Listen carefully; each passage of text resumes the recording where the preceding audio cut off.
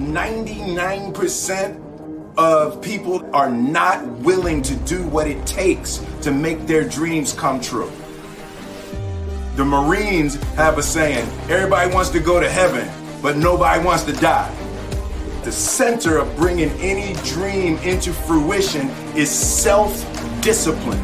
You know, something as simple as food and eating. It's not about your body as much as it is about your mind. It's getting command of your mind to be able to choose actions that are in your own best interest.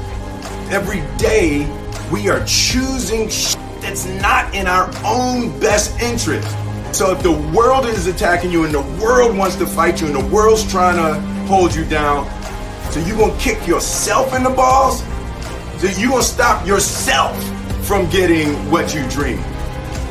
And I think the word discipline has kind of gotten a bad name. We think about it in terms of punishment. I'm not talking about discipline in that way. I'm talking about discipline in the sense that you forego immediate pleasure for the exchange of long-term self-respect. I believe that self-discipline is the definition of self-love. That when you say that you love yourself, that means that you have behavior towards yourself that is loving. Self-discipline is the center of all material success. You cannot win the war against the world if you can't win the war against your own mind.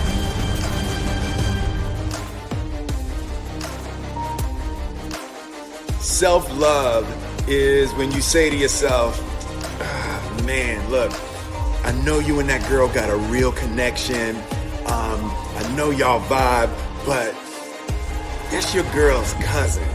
So I love you too much to let you do that. It's like you say to yourself, hey man, look, I know you want to eat that pizza and it'll be really good, you know, but I can't let you eat that, man, because if you eat that pizza, you're going to feel like shit, you know, and I love you too much to let you eat that. Self-love is, hey, look, I know you got a test on Monday, you know, and I know you really want to go out with your friends and Saturday night you want to go out, but if you fail that test, you're not going to feel good about yourself. You know, I love you too much to let you go out tonight. Self-discipline is self-love. If you want to be happy, you have to love yourself, which means you have to discipline your behavior.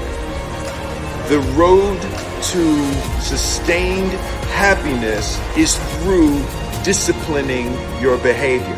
We tend to base our self-esteem on what other people think. And that's not really self-esteem. Self-esteem is supposed to be how we feel about ourselves. And I was just saying how dangerous it is to allow other people to determine how you're going to feel about you. And it's kind of like looking into a broken mirror. You're going to look in a broken mirror and then change your face to try to look good in this defiled, busted, broken mirror. And it just, other people's opinions is a really way to determine how we feel about ourselves.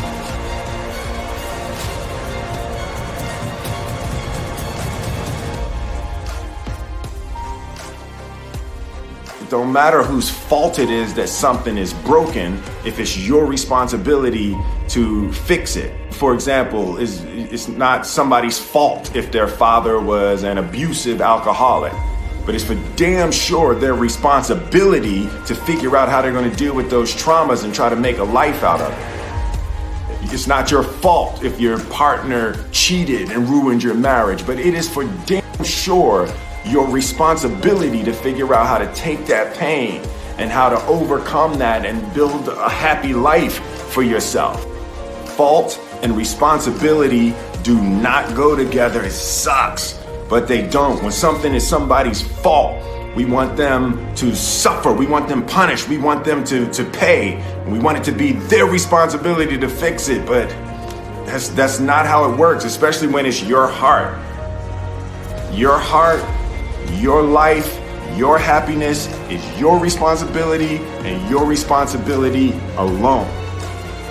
As long as we're pointing the finger and stuck in whose fault something is, we're jammed and trapped into victim mode. When you're in victim mode, you are stuck in suffering. The road to power is in taking responsibility. Your heart, your life, your happiness is your responsibility and your responsibility alone.